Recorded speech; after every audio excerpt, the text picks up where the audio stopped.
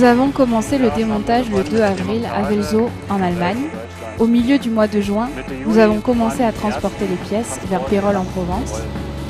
Pour le transport, nous avons coupé des pièces afin que les poids lourds puissent les transporter. Jusqu'à aujourd'hui, nous avons tout rassemblé et soudé, et donc tout mis en œuvre pour le levage. Comme on peut le voir maintenant derrière moi, la galette centrale a été déplacée. Ensuite, la plateforme sera placée au-dessus. Puis, le treuil de levage et l'arbre seront mis en place. Cela, nous le réaliserons en 2 jours.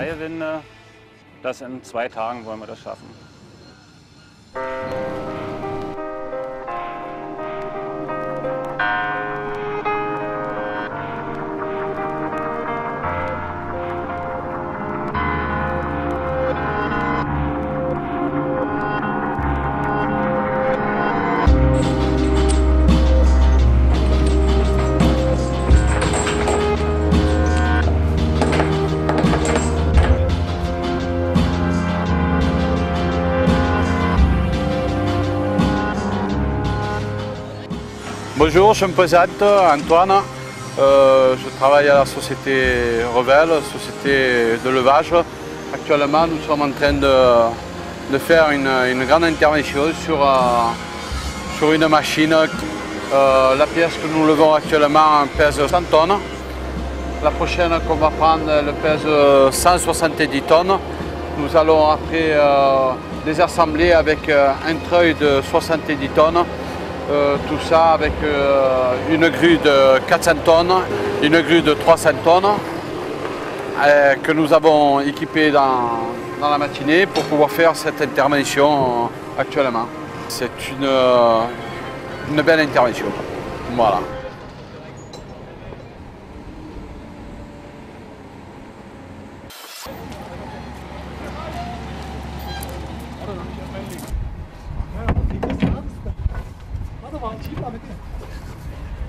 Mit den kleinen Fingerabdrücken, klar.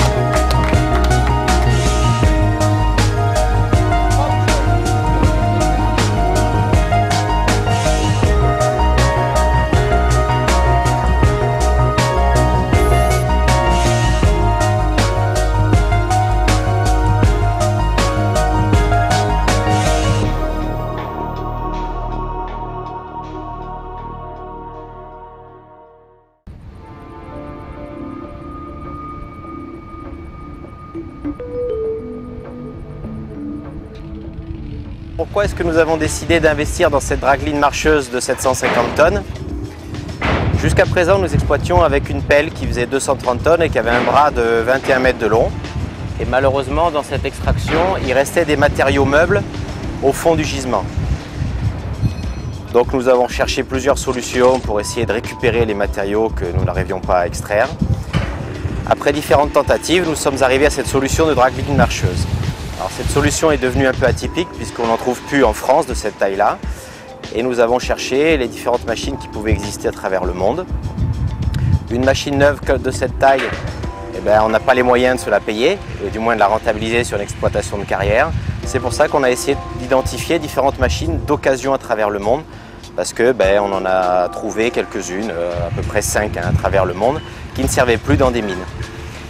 Et puis finalement, on en a trouvé une en Europe, en Allemagne de l'Est, dans une mine de charbon, où cette machine-là, pour cette mine-là, était un petit peu la plus petite machine et elle servait à extraire les bords.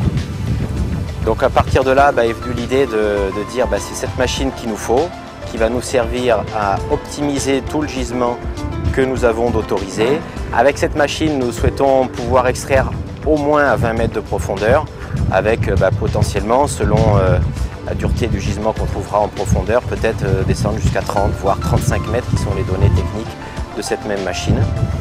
Ce qui sera un projet tout à fait original en France de nos jours, à savoir refaire vivre une machine qui a 40 ans aujourd'hui et la refaire travailler pour peut-être encore 20 à 30 années supplémentaires.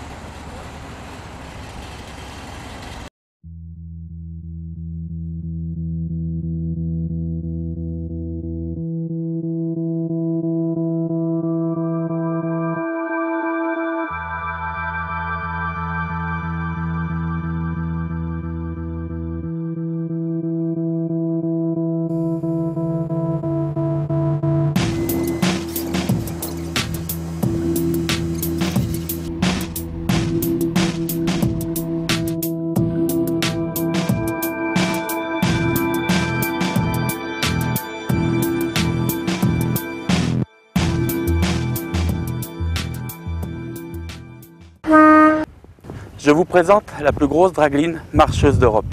Une Ruston Bucyrus 480W fabriquée en 1966. Une des 3 qui a été fabriquée pour l'Europe et la dernière qui est encore en exploitation. Cette machine a été livrée en décembre 2012 à la société Durance Granulat. Bonjour, je suis Rodolphe Vivier, société CTR Machinerie. J'ai trouvé cette machine dans l'est de l'Allemagne, sur la mine à ciel ouvert de Wels au sud. Le plus difficile a été de trouver la société capable de réaliser le démontage et le remontage de cette machine. C'est la société Scholp en Allemagne à qui j'ai confié cette mission. 35 personnes ont été nécessaires pour le démontage et le remontage de la machine et nous n'avons à déplorer aucun problème et aucun accident pendant toute la durée du chantier. Les travaux ont commencé le 2 avril 2012 et se sont arrêtés le 2 octobre 2012. 86 transports exceptionnels ont été nécessaires pour ramener cette machine d'Allemagne de l'Est jusqu'en France. Comme vous avez pu voir sur les précédentes images, elle a été démontée intégralement, découpée, ressoudée ici. Des ingénieurs, des monteurs, des soudeurs ont été nécessaires, mais également des électriciens. Nous avons profité du démontage et du remontage pour refaire toutes les pièces principales. Les moteurs électriques, les génératrices, mais également le moteur principal et le réducteur principal. Car effectivement, cette machine est électrique. C'était au cahier des charges de Durance Granulat. Elle a l'avantage de ne contenir aucun fluide, donc aucune pollution puisqu'elle travaille au bord de l'eau. La réduction d'émissions de CO2 réalisée par Durance Granulat est de l'ordre de 1500 tonnes par an. Et en plus, nous avons eu la surprise de nous rendre compte qu'elle était très silencieuse. Donc voici la fin d'une belle aventure humaine et technique. Je tiens à remercier tous les intervenants qui ont participé à cette opération, ainsi que mon client Durance Granulat, et je leur souhaite beaucoup de cailloux extraits pendant les 15 prochaines années.